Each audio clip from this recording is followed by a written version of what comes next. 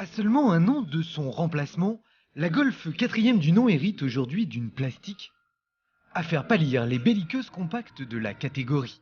En guise de baroud d'honneur, elle s'offre également une mécanique diabolique, un nouveau souffle en somme pour cette sulfureuse GTI des temps modernes, capable, sur l'asphalte, de déchaîner foudres et tempêtes.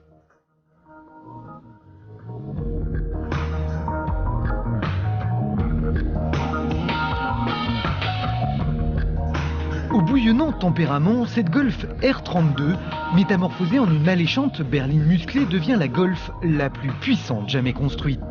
Esthétiquement, cette R32 un peu canaille est plus proche d'un tuning flamboyant que d'une compacte typée sport. Avec sa mini-jupe latérale, ses larges bouches d'aération, ses yeux transparents, sa double sortie d'échappement et ses très agressives jantes de 18 en alliage léger, la teutonne, avec ses airs menaçants, ne laisse personne indifférent. Moins haute de 20 mm, la belle a bien voulu quitter les talons pour chausser enfin les baskets.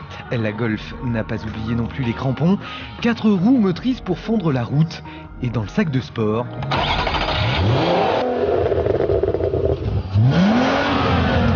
un furieux V6 3 litres 2 développant 241 chevaux, découvert sur la New Beetle RSI et associé à une boîte à 6 rapports.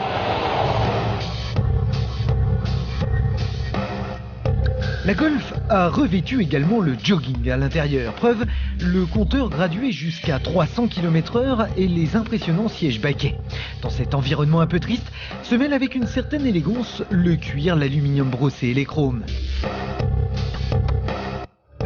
On retiendra juste que l'épais volant est agréable au toucher, que la position de conduite se règle au millimètre et que les sièges assurent un bon maintien latéral.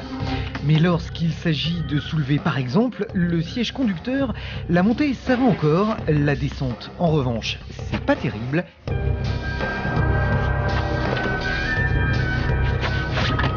Question performance, là Volkswagen a vu juste coller au bitume, la R32 affole les chronos, 7 secondes 5 pour atteindre les 100 km/h, 245 km/h maxi.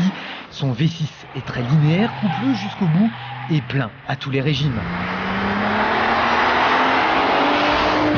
Mais son véritable atout, c'est sa transmission intégrale. À la moindre perte d'adhérence, le couple est transféré instantanément pour partie sur les roues arrière. Sa tendance naturelle au sous-virage est largement compensée par un anti-dérapage ESP omniprésent. Déconnectez-le et vous risquez de caresser les bas-côtés. Sur la route des crêtes, croyez-moi, entre Cassis et La Ciotat, ça ne pardonne pas. L'amortissement, très raffermi, devient désagréable lorsque la route est déformée et curieusement, même en appui, l'auto prend du roulis.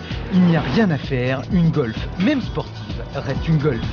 La R32 impressionne par sa rigueur, son freinage, performant, son tempérament, son énergie, ses reprises démoniaques et puis son tarif, 35 640 €, reste assez compétitif. Que demander de plus ?